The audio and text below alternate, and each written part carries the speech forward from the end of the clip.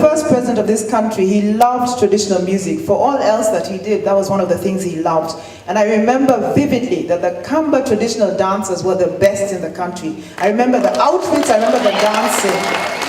So I want to tell you to please revive that culture and get back to your roots with regards to that, because you were special. And this is my first time in Kitui County, and I'm coming back. And next time, let's have some young people up there dancing the traditional dance. So thank you for that. Thank you for sharing your culture with me. That's the first thing.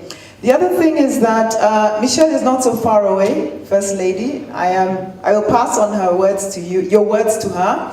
And know that if she knew what you were doing, she'd be very, very proud of you, because it's exactly in the spirit of what she's trying to do for children, young people, and her nation as a whole. So keep up the good work. You are a Michelle Obama for this county. Yeah.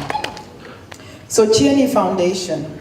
Why am I here? I've been asked to be here as a chief guest, but really more than anything, I'm here as a support for the work of the foundation. And I'm here to become a partner of the foundation in my position and in my role as the patron of the Story Moja Festival and the work that we do at Story Moja at all. I don't know how much you know about Story Moja, but with Story Moja it's about literacy. And literacy means it's about learning how to read, learning how to love books, learning how to use this very special tool that is a book, that is words, to make you able to learn. And when you learn, you get knowledge. And when you get knowledge, you become wise. You pass your exams, and you're able to go out into that world, a person who can succeed in life. So that's where we come from with literacy. It's not about saying, oh, the child is wasting time reading books, get them to come in the house and clean up and wash dishes. It's about using the books as a tool, and also learning to love books, because unfortunately, we as Kenyans have let our children down when it comes to literacy. Literacy, the simple meaning being letting our children read. Because you need to read to learn words, to learn how to learn. Does that make sense? You need words. And where do you get words? The most words you have, you get out of a book. When I talk with you, we don't use enough words. When I watch television, we don't use enough words. When I'm listening to the radio, we don't use enough words. When we read a book, we get hundreds and hundreds of words. And words are like people. The more you read them, the more you know them, the more you understand them. The more open, the more exposure you get in the world. So that's what we want our young people, our children to do. For those who watched us read with the children this morning, did you see their faces? Did you see how they suddenly forgot that mosquito that they killed was dead when they were reading? Because they were not shy. They were not quiet. Sautiku, powerful voices. They used their voices. And that's what we want, because a literate community, a literate county, is a county that will develop. If your county is illiterate, you will get nowhere. And the access to literacy is through books. There's no doubt. We can do nothing about that. That is the way it is. We acquire our knowledge through books. Let us not make our children brain dead by insisting they only read the prescribed textbooks. Let us give the children a chance to read widely. Let us create libraries. And that's what we want to do with you at Story Moja. Because imagine, in this country, we only have 2% of the schools in the country, the public schools, that have libraries. 2% for all of those of us who know maths. From 100%, 2%. That means that 98% of our schools have no books. No books in their libraries. So how are they reading? How are they getting the words so they can pass the exams? And don't forget, most of the exams are in a foreign language. Okay, my Kiswahili is bad. I'm trying, I'm learning, I'm working on it. But even English, it's a foreign language. As my cousin says, it came with a ship. So these children are studying a language that is foreign, but they don't have the words. Imagine that. Imagine that in class 2, a child in class 2 cannot read a word in English in most of the schools that we have in this country. This is wrong. We are doing our children an injustice. And this problem is so easy to solve. Put a book in that child's hand. Get that child reading. And then they learn words. And parents, you are called for here. Take the time to read with your children. Because let's not pretend, even us we struggle, Cindy, especially when it comes to English. Even us we think it's a waste of time because we're busy, we've got to make money, we've got to do other things. But seriously, children who read are more successful. Children who read do better in school. Children who read are able to articulate themselves so they can move and help you move them forward. So they also participate in changing and improving their lives.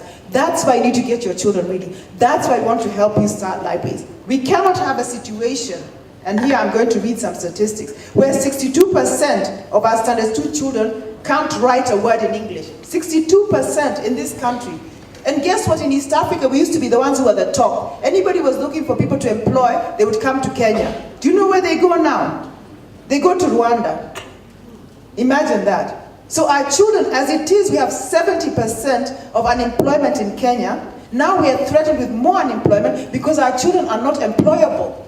Because when they finish studying, after they've done all the learning by heart that we force them to do, they get out, and when their employers employ them, they can't put together a paragraph. They cannot write a report. So you have to start teaching them again. And this cannot be possible. We cannot leave this situation like this. Mr. Governor, you will understand what I'm saying. I talk to you directly because you're in the seat of power where you can really make a difference about this. We must give the children the right tools to be able to be employable. And to be employable, you need to be creative. All of you who are in charge of people who employ people, you notice what the First Lady said. Her wonderful, wonderful team. I'm sure that's a very, very creative team. Because if you're working at Kyeni with all of the issues you have, you're working with people. And when you work with people, sio kama una herd sheep au ng'ombe, it's like cats. Has anybody ever tried to herd cats? You cannot get them in one place. And that's how people are. Because people are people. So you need to be creative in the work you do. So in order for our children to be able to be employed, we need to give them those tools. We need to make it possible for them to be able to get qualified in a qualitative way. It can't be right that 50% of our children get less than 250% of the points that are needed to get into secondary school. What are we doing wrong? Because not all those children are dumb. And what I heard of late, and this is maybe me being politically incorrect, but those who know me know that I am, is that now we're considering whether we should lower the points to get into university so more can get in. And I say, wait, no, don't lower the points. What you need to do is improve the quality of education, primary and secondary education. Give the children the right education so they qualify to get to university, so we keep the standard high. Because if you put them in school, you put them in university, and they have a lower standard, they will struggle and they will fail. So we are setting our kids up at every stage to fail. So what I say is, give the children literacy. Let them start reading books that they understand. Let them start reading books that they enjoy. Let them read for pleasure. Start with your children when they're babies. Read to them. Wazungus do this and they know why they're doing it. So please don't think this is a kitu ya wazungu. Please start reading to your children young. Put a book in each child's hand and keep them reading, because until they reach the point where they like to read, they will learn so much about the world, and they will pass those exams that you want them to pass without having to just stick to the textbook. Because the textbook is all well and good, but it's not enough. We've seen it because our schools, I must say it again, I'm politically incorrect, forgive me for that, our schools are failing our children. We need to improve what we're doing with the children. And we need to improve the literacy, because improving the literacy means that the whole of the community, the whole of the nation is better educated. The whole of your county is better educated. You've talked about family planning. You've talked about improving the health, the maternal health. But imagine all of that, all of the things that we looked at when we went through and watched at the stalls. You need to have literacy to understand it. If you cannot read and understand what the whole instructions are around how you plan your family, then how are you going to be able to do it? You cannot be an entrepreneur if you cannot understand what the bank is trying to negotiate with you around getting a loan and all of that. It all requires literacy.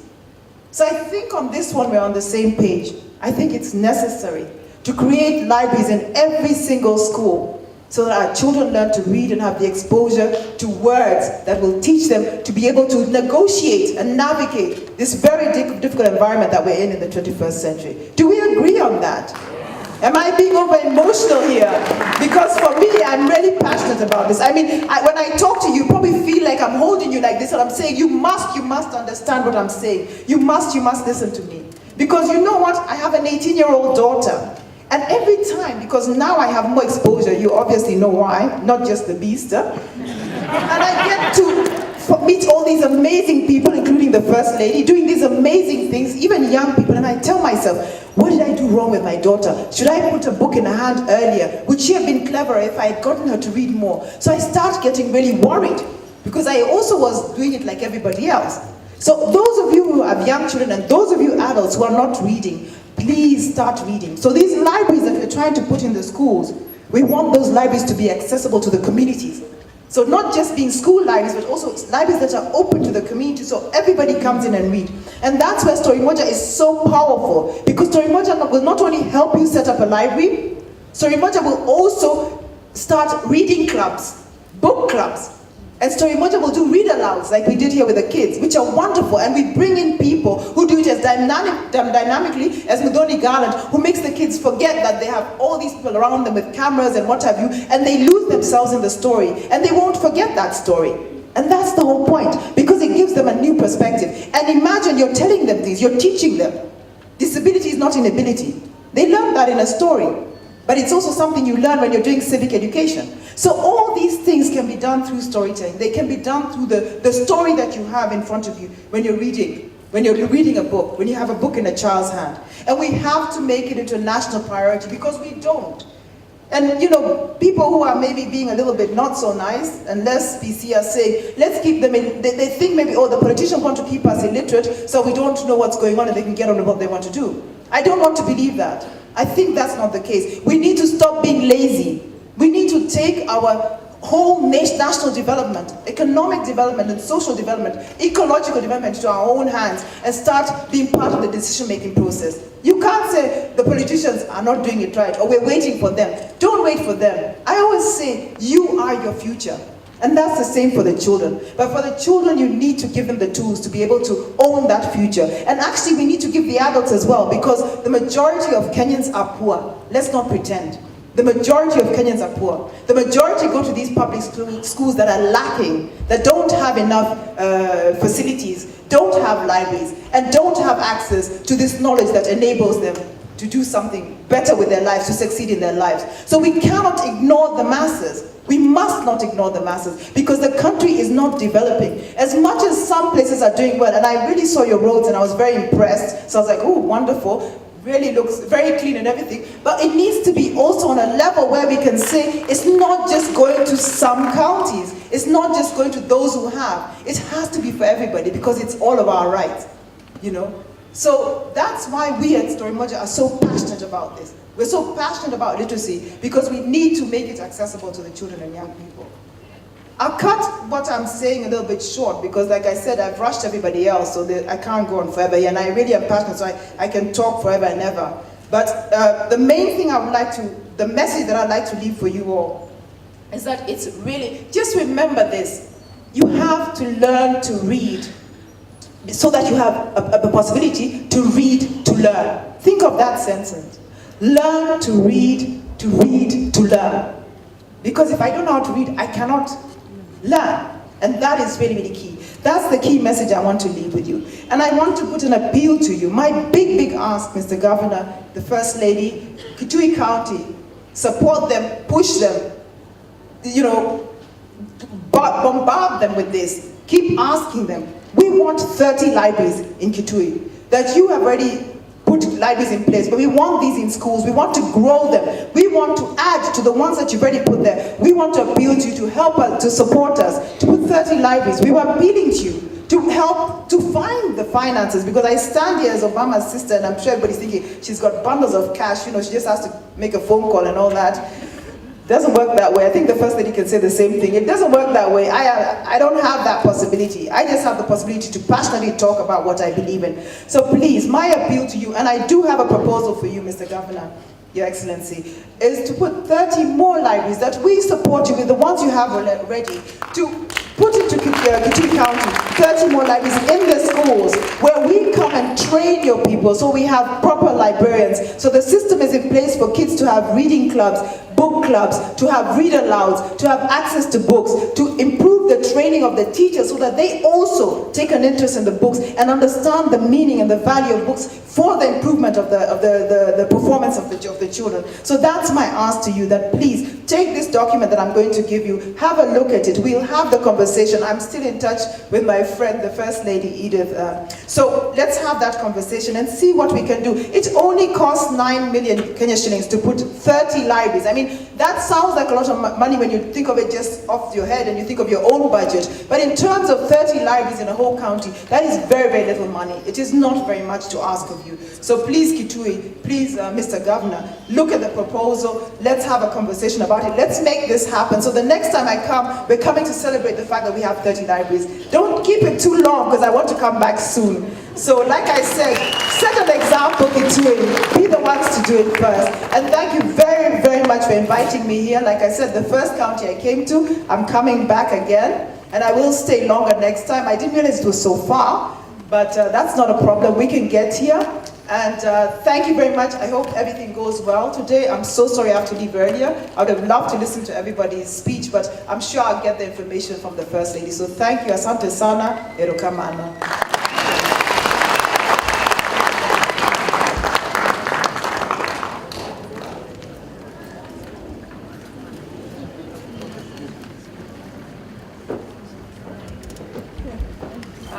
Erokamano daktari. The message is simple.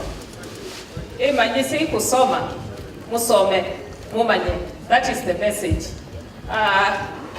This is the time we've been waiting for, and we have Dr. Auma on the stage. We have His Excellency the Governor. We have Her Excellency our First Lady. I kindly call upon all the directors, Kyeni Foundation. Please come. Or our chief guest anatulonjia Kyeni Foundation wakishirikiana pamoja na His Excellency the Governor. Pia tutalaunch Kitui County Family Planning Strategy.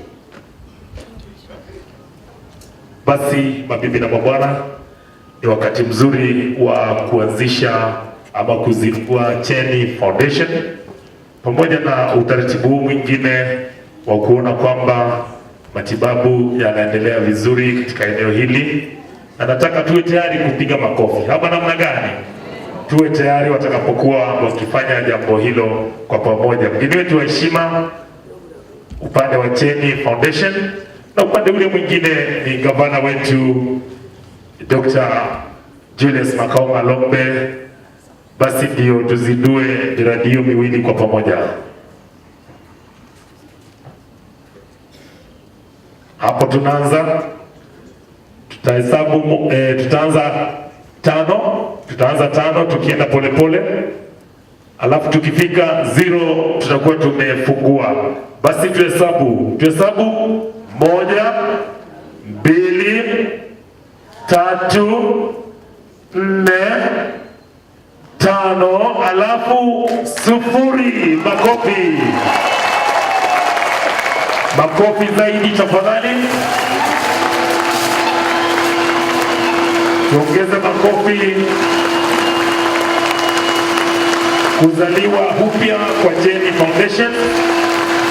Makofi tafadhali.